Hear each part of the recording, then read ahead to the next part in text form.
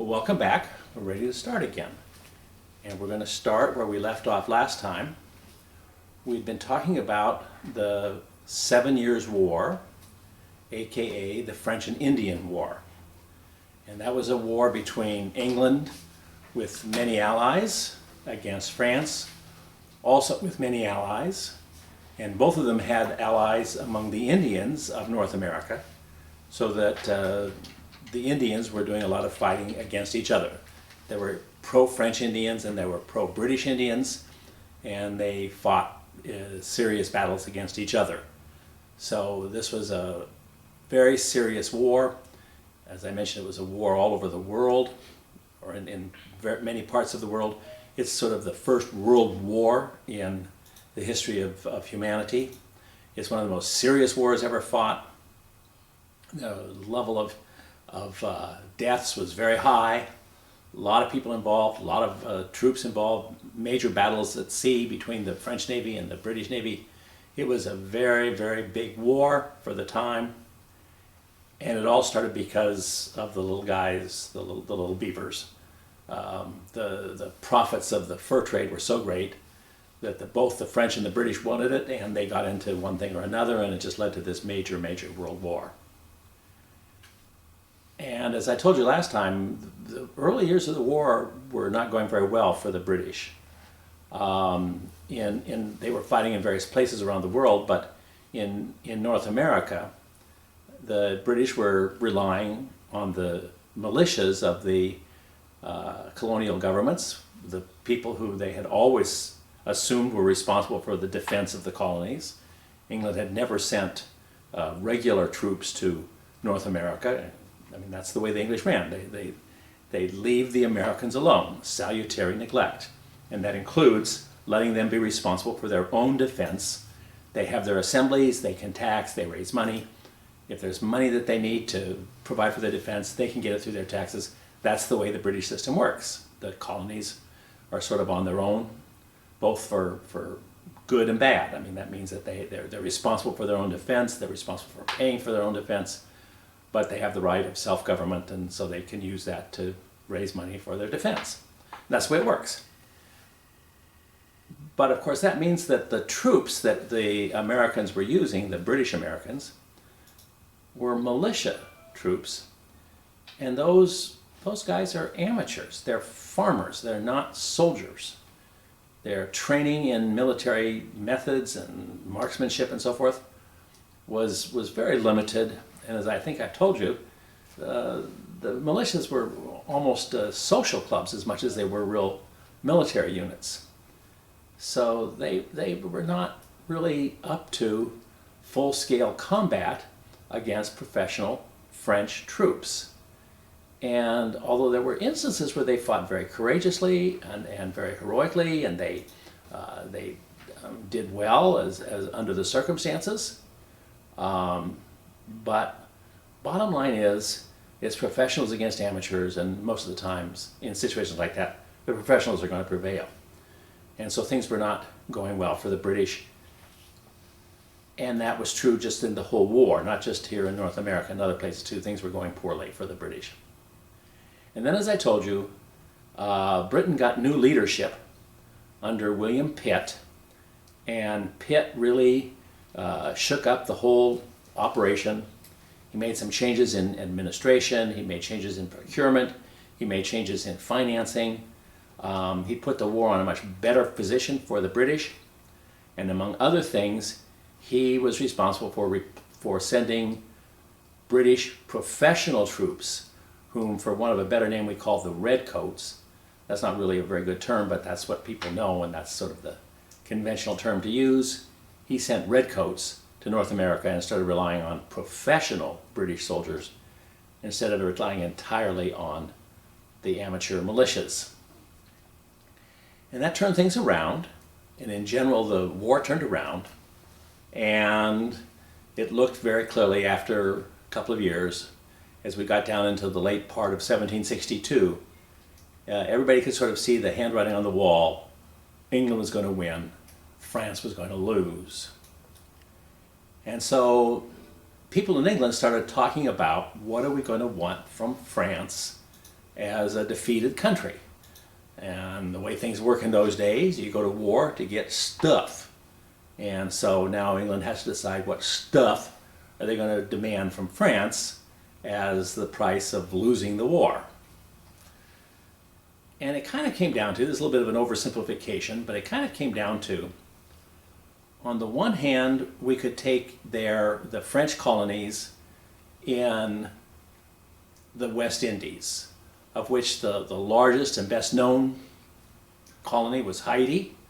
That was one of the real premier sugar producing islands in the West Indies. Haiti had one of the most prosperous trading policies of all the countries of the West Indies. And then there are some smaller French colonies on islands elsewhere in the Caribbean. So that was one option. The other option was to take their entire empire in North America, which was much larger than the English Empire. The English Empire consisted of 13 colonies, but they're all pretty close to the Atlantic coast. English settlement didn't extend very much into the interior for the simple practical reason that what Americans are doing is farming. We're a nation of small farmers, that's what we've always been. And people were engaged in basically commercial agriculture.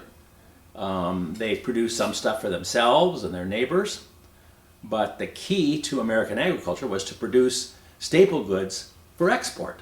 I mean, that's what we are. We're a nation of small farmers that produces a wide range of agricultural goods and exports them primarily to England, but also to the West Indies, also to places in Europe, other places around the world.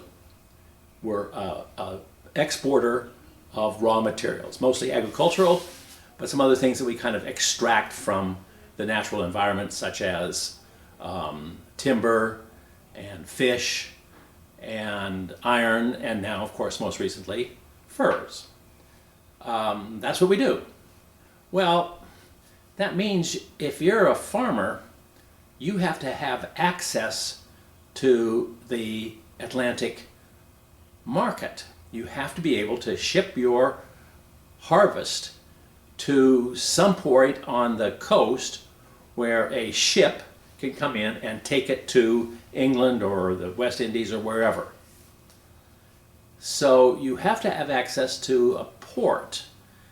Now, the fact is that much of the eastern coast of the United States, or what is now the United States, is blessed with a very large number of rivers that come out of the interior, and many of them are navigable well into the interior.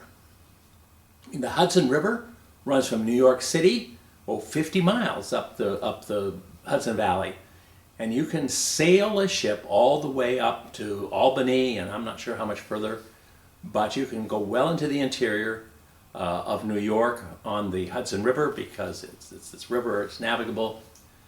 From Boston, you can take the Charles River interior, not quite as far as the Hudson, but you can go well into the hinterland of New England.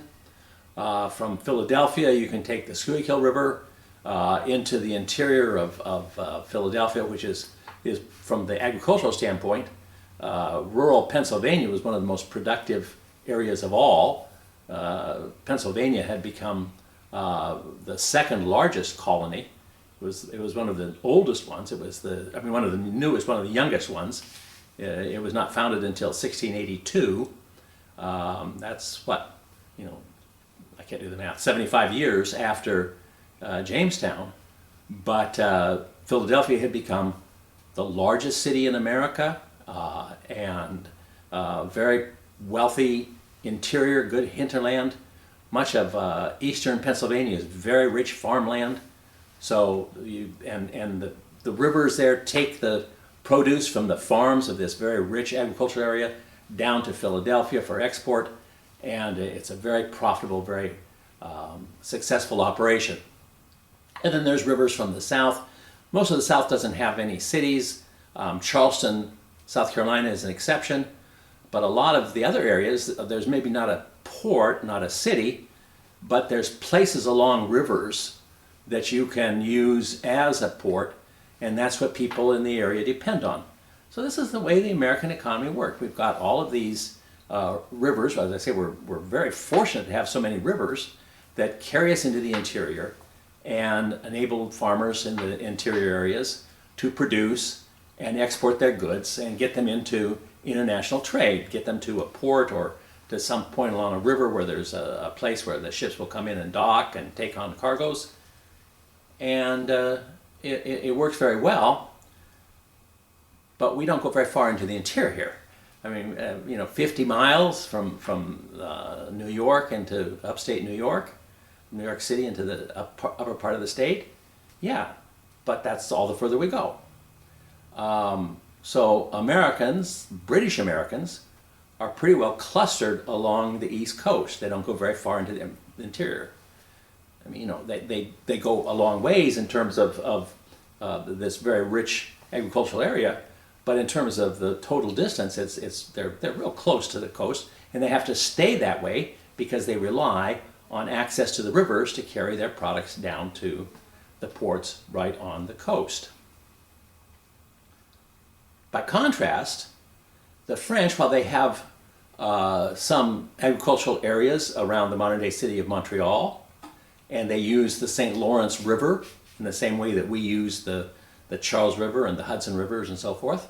And so there are some small farmers around Montreal engaged in agriculture, the same as in the British colonies, in the 13 colonies to the south of Montreal and Quebec. But, and that's part of the French Empire. But as I mentioned last time, the French Empire extends throughout much of the continent. They're all the way out, I mention this because I'm from Montana, there are French trappers all the way out as far west as Montana. They go all the way out to the Rocky Mountains. They've gone all the way down the Mississippi Valley and up the Missouri Valley. That's the Missouri River. That's how they get to Montana. They've got a big port at New Orleans that handles a lot of the fur. And they have the whole Ohio River, the Missouri River, feeding into the Mississippi River, and that's this vast area of the interior of North America. And the French are established through there, and they have cities there. But they're trading posts. They don't have cities for export in the same way that Boston and New York and Philadelphia act for the British colonies. These are places where fur traders come in and take their furs and then maybe send it down, but there's not a lot of settlement of the French within that vast area of Middle America, the whole vast area from the Appalachian Mountains to the Rocky Mountains, which is, if you look at a map, that's most of the North American continent. And that's all part of the French Empire.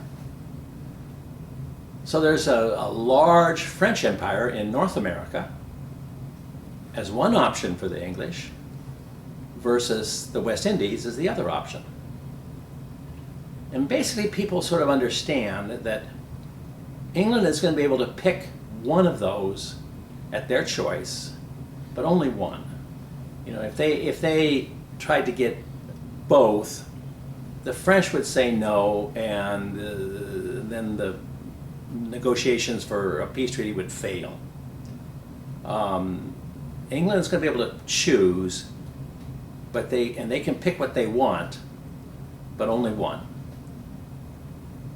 Well, for most English politicians, the answer of which do we want, the West Indies or North America, the answer is obvious. It's a no-brainer. It's the West Indies. That's sugar. That's what we need. That's why we have colonies in the Western Hemisphere, is to produce sugar. That's what it's all about. And the French have some very rich sugar-producing colonies down in the Caribbean. Hey, let's take those. We won the war. We're going to get all of these wonderful sugar-producing colonies in the Caribbean, and that's what it's all about. We need sugar. That's why we have colonies. Let's get some more colonies that can produce sugar. Take the colonies of the French in the Caribbean. But there were other people in England, led by William Pitt, who said, wait a minute. Yeah, sugar is important. That was what we started with. That's what it was all about. That's what we wanted for in the early days. That's why we were so concerned about getting Jamaica, and we didn't really care about Virginia. Who cares about Virginia or Maryland and tobacco? But that was 100 years ago. Times have changed. This is not just sugar now. We need to look at the whole picture of what North America can produce. It's producing a wide range of agricultural products. There's lots of grain. They raise a lot of meat. They feed the grain to animals and then kill the animals for meat. They have all kinds of other products that they produce. There's timber. There's iron there. Of course, if you want to look at a big deal now, it's fur. I mean, that's the big money maker as of today, and all of these other things, all these other resources on the continent. North America is a lot more valuable than the Caribbean. Yeah, sugar in the old days, that was the only thing. But times have changed, and we need to think about the modern world. We can't be thinking about 1660. This is 1760, and we have to adjust, and we have to accept that North America, with all of its resources, all of that land, all of that opportunity out there, all of those chances for people to go out and establish all kinds of farms and produce other natural resources. North America is much richer than the Caribbean. I mean, yeah, sure, but it hasn't grown at all. I mean, they were producing a lot of sugar in 1660. They still do. It hasn't changed. North America has expanded enormously. It's the most valuable part of our empire. It's the biggest market for our products, for the manufactured goods that we produce and send to the Americans in exchange for the raw materials that they produce. It's got tremendous potential. Take all of that vast territory of the French North America. And eventually, Pitt and his allies convinced a majority of the people in Parliament, many of whom were still thinking it was 1660, and that sugar was the only thing that we needed to worry about. So, when the negotiations began in Paris in 1763, England said to France, we want to take your empire in North America. You can keep Haiti and the West Indies. You can have the sugar. That's good. That's fine. That's important. I mean, everybody needs sugar, but there are so many other things that we need as well, and we'll take those. We're going to take the continent. Now, it's kind of complicated because England also made a deal with Spain, which had been an ally of France, and I don't know that they did a very smart job there, but they decided to take from Spain as another defeated country, as one of the allies of France, and they're going to take from Spain, they're going to take Florida, which would give them the complete control of the Atlantic coast of North America. And they're going to take all of what is now Canada, as well as the whole interior of North America. But as compensation to Spain, they only took the area in the west that's east of the Mississippi. Everything west of the Mississippi, which gets the furthest away, but that includes Montana, all of the area west of the Mississippi would be given to Spain sort of as a trade-off for Florida. Well, this is sort of a contemporary comment, but trading Florida for Montana, bad deal. But nevertheless, that's what they did. They took Florida from Spain, and then they gave Spain the area west of the Mississippi. But England acquired all of that land east of the Mississippi, from the Appalachians to the Mississippi, from the Gulf of Mexico, all the way up through what is now Canada. Vast area of land, vast amount of resources, lots of land for agriculture, lots of other resources, very rich, productive area. And it all now became British territory.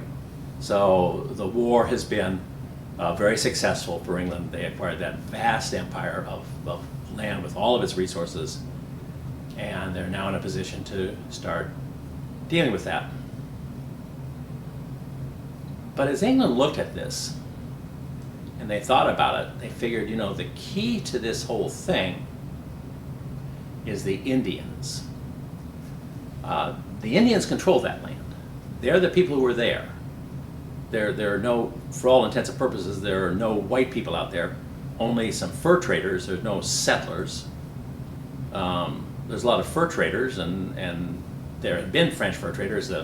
Those French fur traders are now, in effect, British subjects because Britain has taken over that land. And so those former French subjects have now become British subjects, even though they still thought of themselves as French and still spoke French. And if you know anything about modern day Canada, they still do.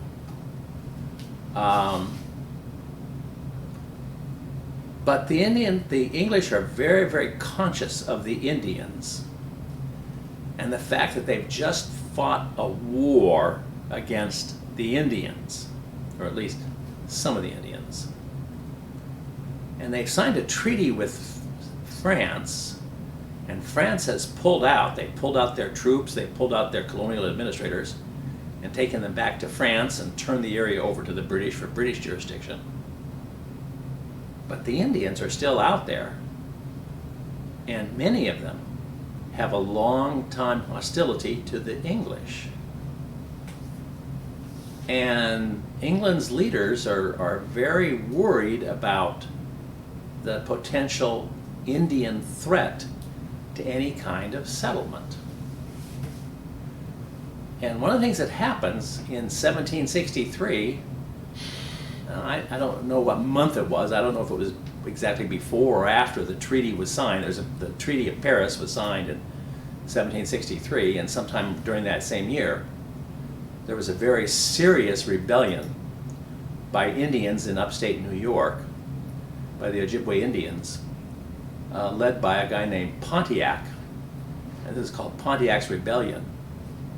And Pontiac led his Ojibwe tribes in a war, in attacks on some of the settlements in that area in upstate New York, and killed a lot of people, killed a lot of settlers. And England looks at it and says, well, this is what we're going to be up against. This is the way things are going to be. The Indians are going to be out, and they're going to be, if we try to settle this area, they're going to be out killing us. And so we got to deal with this problem. And this is the first thing they have to think about when they think about what are we going to do with all this new territory we got. The first thing we got to do is deal with the Indians. So they came up with a couple of ideas. One of them was expressed in what was called the Royal Proclamation of 1763. And it involved a line. It drew a line. So sometimes it's called the Proclamation Line, Royal Proclamation Line of 1763.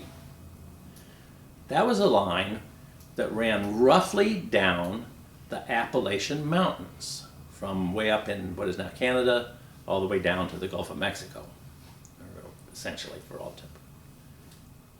And that was roughly the line that settled the former British Empire, which was pretty well close to the coast, as I was telling you, and didn't extend past the mountains. And you couldn't get across the mountains, so there's no reason to settle across the mountains. You know, you have to settle where you can grow your product and ship your harvest to a port to export it to Europe or England or other markets around the world. So they drew that line, which roughly separates sort of like the former British Empire from the new additional British Empire. It's approximately that anyway. And the proclamation line said, no British subjects could settle west of the line. We are not going to let our people go out into Indian country. We're going to leave that for the Indians. We don't want to have trouble with the Indians. Why would we have trouble with the Indians? Not a trick question. We're trying to take their land. So let's not do that. Let's tell our people, you can't take Indian land. And that way we can maintain peace with the Indians, which is what we want to do. We don't want to have trouble. We don't want to have problems with the Indians. So the way we're going to solve that is by prohibiting our people, British Americans, Anglo-Americans, they will be prohibited from settling west of the line, settling into what was Indian territory, the territory that we had just acquired from France as a result of our victory in the 7 Years' War.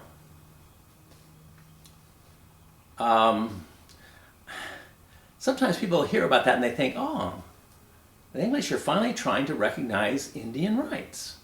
They're trying to respect Indian sovereignty. They're trying to say, this is Indian country. We're going to reserve it for the Indians. We're going to respect Indian property, Indian culture, Indian rights. And we're not going to let our people come in and take all this land away from the Indians, which they've been doing since the days of Jamestown. English people have been coming over and taking land away from Indians. Well, we're going to stop that. Well, it looks like maybe they're doing something for humanitarian reasons, that they're finally trying to be respectful of Indian rights and something like that. Well, no. The reason they're doing it, to be quite honest, let's tell the truth here. The reason they're doing that is that they, as I said, they don't want to have any trouble with the Indians. They want to leave the Indians alone so that they won't have to fight against the Indians. And the reason is they don't want to have a lot of soldiers out there in that Western territory to fight against the Indians. They're trying to do it to save money. I mean, money is the answer to everything, I told you. You know, if you're trying to figure out what's going on, don't look to people being nice and being respectful of Indians. Look to money. And in this case, it's pretty obvious that's what it was. They just wanted to save money. They wanted to spend as little as they could on the soldiers that they need to have out fighting against the Indians. They don't want to have big wars with the Indians because it's going to cost them a lot of money. So they said, we'll solve the problem by not letting the Americans go out there. And that way we won't have trouble with the Indians, and we won't have to send soldiers over to fight against the Indians. England does have financial problems. And the English leadership, the parliamentary leadership, does have to deal with some serious financial problems. During the war, England had raised taxes to very, very high levels. They had increased taxes to very significant levels, taxes that were already very high, mostly on the English upper class. They'd raised them during the war to pay for the war, and the war is over. So now the taxpayers are saying, let's get the taxes down again. Let's reduce our taxes. And so England is under a lot of political pressure, and they're very responsive to that political pressure to reduce taxes within England, where they tax. They don't tax Americans. But they do tax people in England, and now they're under a lot of pressure to reduce those taxes. At the same time, England during the war, although they had raised taxes to historically high levels, they had also ended up borrowing a lot of money. Even with all that tax revenue coming in, the war cost so much money, the war was so expensive, that England had to borrow a lot of money from bankers in England and some bankers over in Europe. And the English government was heavily in debt. So they've got to start paying off that debt. So, the war is over, but in effect they're still going to be paying for it for many years to come. They're still going to have to repay all that money that they borrowed during the war. So they're still going to be paying for the war, even though the fighting has stopped. So, on the one hand, they're facing demands to lower taxes. Okay, that's fine, and everybody wants to lower the taxes. All the members of Parliament want to lower taxes. But at the same time, they've got to face the fact that, well, but we've got all these other expenses because we've got to pay these debts. And they certainly don't want to add on to additional costs of keeping troops in America, having soldiers over there to fight against the Indians. So they're anxious to save money every way they can, and one way is to save money is by keeping our people, our Anglo people, out of Indian territory and agitating the Indians is going to lead to warfare, and we're going to have to send troops over to fight against the Indians. Let's not do that. So that's what motivates the proclamation line. Now, frankly, very few Americans wanted to go to the West anyway. As I told you, people want to be close to harbors on the coast so that they can export their products to world markets. But so there's not a great deal of demand from people to settle west anyway. You can't settle west of the Rockies, it's west of the Appalachians, because you can't get your goods across the mountains. There's no way to carry a cargo of a harvest, of a year's harvest of grain over the mountains. You can put it onto a barge and ship it down the river, that's what you do, but you can't get it across the mountains. So there's not a lot of desire of people to go over and settle. There are people who do. There are people who are not interested in commercial agriculture. There are people who are just interested in small farms and they don't care about trade. They're not interested in getting their product into commercial activity.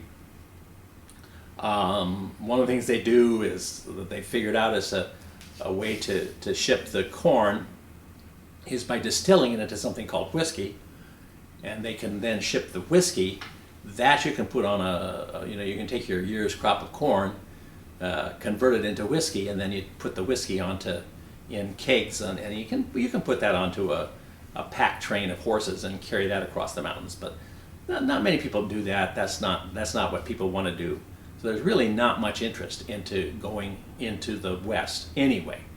So the proclamation line is not a problem. It's not going to affect most Americans. Most Americans don't care. They don't want to go out there anyway. So it's not an issue. But throughout the Americas, especially in Virginia, there are a number of people, not very many, but just a few people, who were looking to the future and saying, eventually, we're going to want to settle that land west of the Appalachians. Eventually, we're going to figure out a way to get the products there that a farmer could grow a grain harvest for a full year and get it to market without having to cross the mountains. Now, if you look at a map, some of you may be able to figure out how that could be done. If you look at that area west of the Appalachians, the area that we have acquired from France, the area that is affected by the proclamation line, there are a lot of rivers there that run, many of them, into the Ohio River, and then the Ohio River runs into the Mississippi River near St. Louis, and the Mississippi River goes down to the Gulf of Mexico at New Orleans. So people look at this and figure out, eventually, we're going to be able to settle that area of the West, use all those tributaries of the Ohio River to carry products down to the Ohio or up to the Ohio, and then down the Ohio to the Mississippi, and down the Mississippi to New Orleans. Well, New Orleans it's now a Spanish city. It had been established by the French. The French were settling there as early as the 1720s, and it's become a major port for the fur trade and some other commercial economic activity. It's been a French port, Nouvelle-Orléans. Now it's under Spanish control because remember Spain got all of that territory to the west there. And Spain won't let Anglos use the port of New Orleans. So everybody looks at this idea, or anybody who looks at this looks at the map and says, well, there's a lot of potential out there west of the Appalachians. There's a lot of potential out there in the Ohio Valley and all the way down into the Mississippi and everything.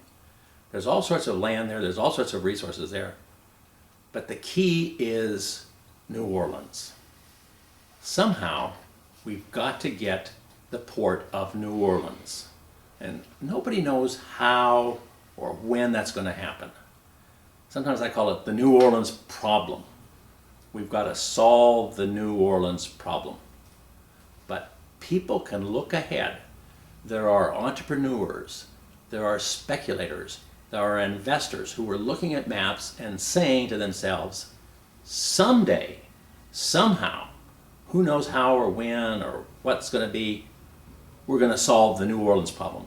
Whether we go to war against Spain or we buy them for it or we make some deal with them or what it'll be, who knows what it's going to be.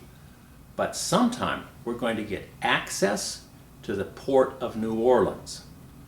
And then people are going to be able to settle in the land west of the Appalachians. And if somebody owns that land, they can sell it to the farmers who start moving into the area and make a ton of money. So there are people in America, as I said, especially in Virginia, who are looking ahead and saying to themselves, if somehow I can become the owner of a big, vast block of land out west of the Appalachians, then when we solve the New Orleans problem and people want to start moving into it, they're going to buy my land and I'm going to be able to sell it to them at a huge profit and I'm going to get rich and happy and live happily ever after. So there are people who are thinking along those lines. They're looking ahead. These are not people who plan to go out there themselves. Nobody wants to go out there themselves. But they figure, if I can get some land out there. And the reason I said Virginia is because it's kind of complicated here, and I don't want to take the time to get into all the details because it's kind of a complex story. But there are different colonies that have claims to that land in the West. About 7 of the colonies claim little pieces of that land, and they say that under some historical legal document, that land belongs to us now that it's going to be British territory. But of all the colonies that have claims to land in the West, Virginia has the biggest. Virginia, under the charter of the Virginia Company from 1606, it's over 150 years before, 170 years before, whatever it is, they say that land is now going to be British. Well, within the British Empire, who is it going to be? Well, it's going to be the Assembly of Virginia, which still was calling itself the House of Burgesses. They say, we are going to have disposition to that land. And there are people in Virginia who say, if I can somehow get a deal, cut a deal with the Virginia Assembly, I can get the rights to that land. I'm going to get all that land for myself. And when and if and when the New Orleans problem gets solved, then people are going to be going out there, and I'm going to be selling them land, and I'm going to get all of this money. I'm going to be just the wealthiest person ever. So there are people in Virginia who have plans for that land, and they think they can cut a deal with the Virginia Assembly because they know somebody in the Assembly, they are a member of the Assembly, they have family in the Assembly, they have political contacts in the Assembly, or they have this, the key to a lot of things, bribery. They say I can bribe members of the Assembly to give me a grant of land. And as a matter of fact, even in 1762, even before the war is over, even before we know officially that legally it's going to be British territory, the Virginia Assembly starts making some blocks, some grants of land to some land companies. There are a number of big investors in Virginia who have their eyes on that land, and they have dreams of turning into great wealth whenever the New Orleans problem gets solved. And this includes some names of people that we know. There are some people from Virginia who are majorly involved in these companies. Thomas Jefferson is a name that most of you know. George Washington is certainly another name. He's a Virginian, and he's involved in some of these land companies. And then another name that's familiar to you is Benjamin Franklin, who's actually from Pennsylvania, but he knows people in Virginia, and he's a big advocate of expanding the country and everything like that. He was the guy who was trying to promote the Albany Plan of Union to try to get the country into have a larger view of itself. So he's down there as a speculator in some of those land companies too. So there's all these people in Virginia who've got these companies that they think are going to be able to get the land, and then if and when we solve the New Orleans problem, they'll get rich. And of course, the Royal Proclamation undermines all of that. The Royal Proclamation says, no, this land is not going to be under the jurisdiction of the Virginia Assembly or of any of the other assemblies. There's a couple other assemblies that have smaller claims. Virginia claims almost at least over half of that land in the West is all, Virginia says that's all part of ours. That's going to be us. And all that's canceled. So the Royal Proclamation didn't affect very many Americans, but it affected a few. And these are some of the movers and shakers. These are some of the insiders who thought, we're going to make a lot of money, and now the Royal Proclamation line has undercut all of that and given all that land to the Indians, for God's sakes. What kind of an idea is that, having Indian sovereignty? Oh! So, this is an issue. But that was one of the ways that England sought to sort of deal with the problem of the Indians. The other way is sort of as a backup. They say, well, we're going to try to keep peace with the Indians. And let's hope that by keeping settlers out, we'll maintain peace with the Indians. But let's not count on that alone.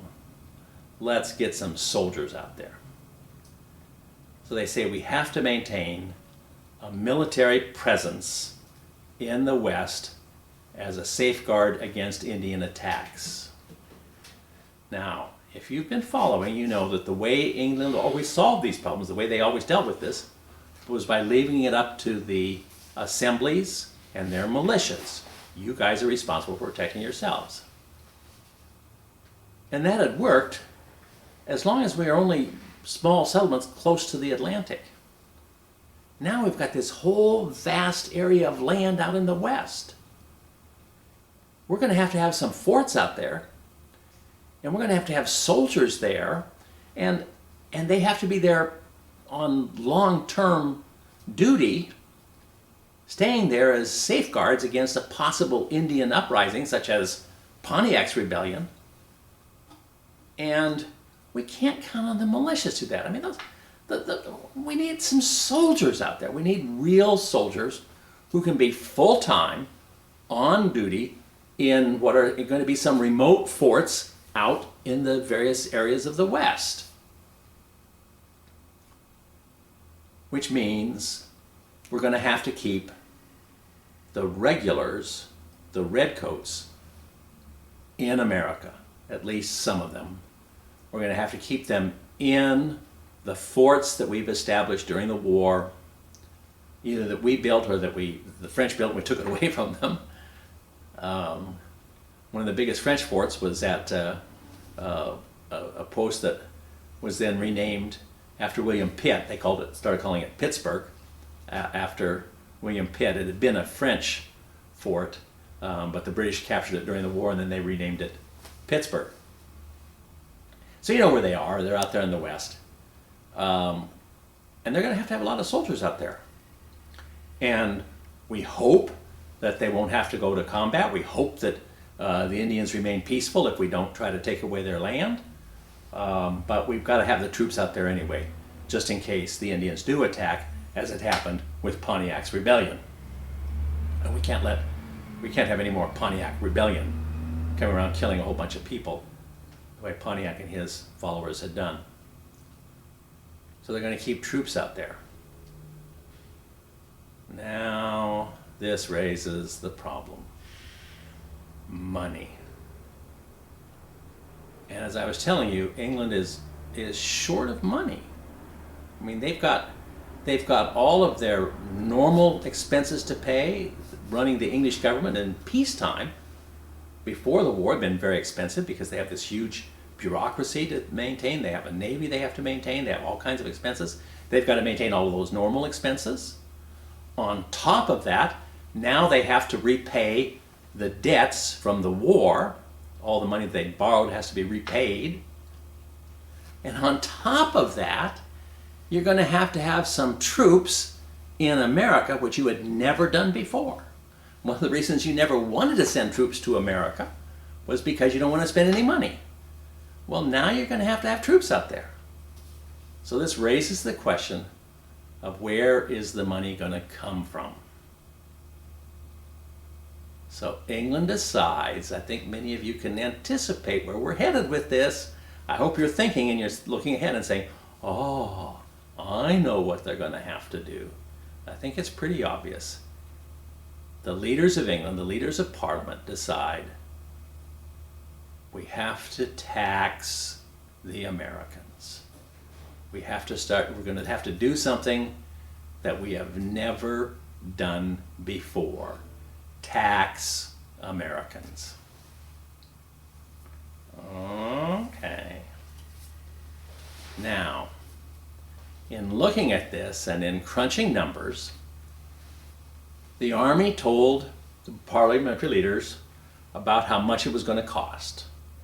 They could give them estimates of we're going to keep so many troops there, and the Army could do crunch its numbers and say each soldier takes so much per year for supplies, for food and uniforms and whatever. And they could make some estimates. So the Army could give the leaders of Parliament some numbers of how much it's going to cost to keep the troops. They know how many troops they want to keep and where they're going to assign them. They're going to have this unit in Pittsburgh and this unit up at some other places in Vermont, whatever. And so they said it's going to cost so much. So Parliament's leaders decided, okay, let's cut a deal. We'll pay half of that out of our resources. We'll figure out some way to squeeze some money out of our budget. They didn't have budgets, but we'll squeeze some money out. And we'll pay half the cost of keeping redcoats in North America. And we'll expect the Americans to pay the other half. So all they want is half. And it's for defense of the Americans. I mean, it's for us. It's because, we don't want to have a standing army. We only want to have militias. And those militias are not going to go out and spend their whole career on duty in Pittsburgh. So we're going to have redcoats, but the Americans are going to have to start paying for their own defense, at least half of it. So to do that, Parliament in 1764 passed a law that we call the Sugar Act. That's just a condensation of a lengthy word. It's actually an amendment to the Molasses Act of 1733 that I talked about earlier. It's a tax on the import of sugar and related products, sugar in various stages of production, and then some other things that are just sort of incidentals like coffee and some other few things. But basically it's on imports from the West Indies into the British colonies.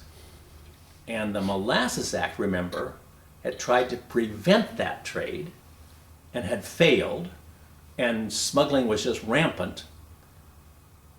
But what they're doing now is lowering the tax. The tax had been set very high to try to prohibit the trade. The idea of the Molasses Act was to prevent trade from the foreign West Indies to the British colonies. Now they're going to make the tax lower with the idea that they're actually going to collect it, and they're going to make it on the British goods as well. They're going to tax goods from the British West Indies into the colonies with the idea of actually having a tax that they're going to collect and raise revenue. So this is a real tax. This is the first time Parliament has ever actually taxed Americans. The Sugar Act of 1764. It's not a very high tax, and the estimates are England could do some crunching of numbers. They could look at how much trade had been going on. They had data on the amounts of trade of imports from the British West Indies to the British mainland colonies. So they knew how much it was, they knew what the tax was, they could do some calculations there of how much money it's going to raise. They expect the Americans to pay half of the cost of the army, and they think that the Sugar Act is going to raise about half of that. So it's going to altogether, it's going to account for maybe a fourth of the cost of keeping the troops in North America. And so they know it's going to do half of what they're trying to do. They want to get this much money. They're going to get half of it from the Sugar Act. And Parliament said, well, now we still have to get that other half, whatever that number is. So they said to the American colonies, they said to the assemblies, look, we need this much money from you guys. This is the amount of money that we need from you. Why don't you come up with some ideas about how you propose to pay that? What do you want to do? Do you want to impose the taxes and then give the money to Parliament to pay the soldiers? Do you want to have us do it? Do you want to have a tax that's the same throughout the colonies? Do you want to have different taxes in different colonies? How do you want to do it? We're open to any ideas. You just give us some ideas, and then we'll come up with a policy for coming up with this other money that we need to get from you to support our troops. And they tell us within a year, give us, between communication back and forth, in the next year, give us some ideas that we can think about how we're going to do it. And the response was total silence. The American colonies, none of the assemblies made any response at all to that offer from Parliament. So in 1765, Parliament passed another tax measure. And again, the condensed form of that, or the sort of the simplified word for that, is the Stamp Act. Now, sometimes people get confused. They hear that word stamp and they think it relates to postage. It has nothing to do with postage. It doesn't have anything to do with the mail or anything like that. It stipulates, and England had been doing this for a lot of years. This is something a kind of tax that England had been familiar with forever. They'd had it in England. They'd been using it for a long, long time. It's a standard way to have a tax. It says that what you have to do is that certain documents have to have a stamp on them in order to be legal. For instance, contracts. Any legal contract has to have a stamp on it. Any newspaper has to have a stamp on it. Any other kind of a legal document, such as a baptismal certificate or a marriage certificate, has to have a stamp on it. Certain items that are in trade, such as playing cards and dice, have to have a stamp on it. There are various things that have to have a stamp in order to be legal, to be valid, to be able to be into the market or whatever. So the idea is you buy the stamps to put it on these documents, and then that constitutes the tax. The money then is raised by selling stamps for various purposes that are now legally required. And that's the way they're going to do it. Well, in our next class, we'll look at the reaction of the Americans to, first of all, the Sugar Act, and now the Stamp Act. And that's where we'll start in the next class.